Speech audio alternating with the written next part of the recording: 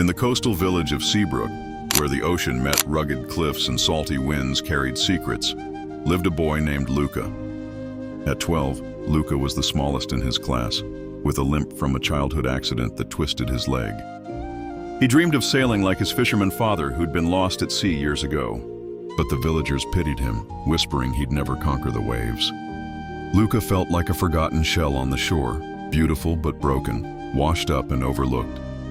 His companion was Nana Rose, his grandmother, a weathered storyteller with eyes like storm clouds.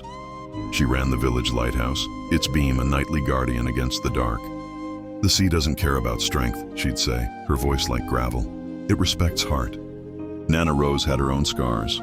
Widowed young, she'd raised Luca's father alone, then Luca after the tragedy. She taught him knots, tides, and tales of triumphs born from tempests. Seabrook hosted the annual regatta, a race where young sailors navigated treacherous waters for the Silver Compass, a trophy etched with victors' names. It symbolized mastery over the sea, a rite of passage. Luca watched from the docks each year, his heart surging with the sails. But his limp made balancing on boats a challenge. He'd tried once and capsized, earning laughter instead of cheers. One misty autumn, the regatta added a twist. Teams could enter, emphasizing strategy over solo speed. The news stirred the village, but Luca saw opportunity. With Nana Rose's encouragement, he approached Kai, a bold girl new to town, orphaned and fierce, who built model ships from driftwood. "We'll make a team," Luca proposed, his voice steady despite doubts. Kai, skeptical at first, saw his determination and agreed. They scavenged an old skiff from Nana's shed, patching it with care. Nights blurred into preparation. Luca's limp slowed him on land, but on water. His knowledge shone. He read winds like pages in a book. Kai's agility complemented him. She rigged sails while he steered. Nana Rose shared forgotten routes, shortcuts through hidden coves. Doubts crept in. Villagers bet against them, calling their boat the Limp Shell. Luca's leg ached from practice, and Kai missed her old home. But their bond grew, forged in shared stories under starry skies. Race day dawned with gray skies and swelling seas. Boats lined the harbor, sleek and manned by stronger teams. Luca and Kai launched, hearts pounding. The horn blew and chaos ensued. Winds whipped, waves crashed. Rivals surged ahead, but Luca's cunning guided them through a narrow inlet others avoided. Shaving precious time. Mid-race, a squall hit. Boats faltered, one capsized.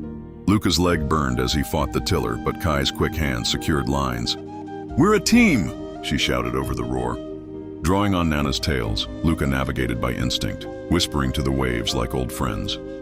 They emerged from the storm leading, the Silver Compass within reach. Crossing the finish, cheers erupted. The judges, salt-crusted elders, awarded them the trophy not just for speed, but for resilience. "You tamed the sea with heart," one said. The village, once pitying, now celebrated. Luca stood tall, limp and all, a hero. Their win echoed beyond the regatta. Luca and Kai started a club, teaching kids, abled or not, to sail, proving limits were illusions.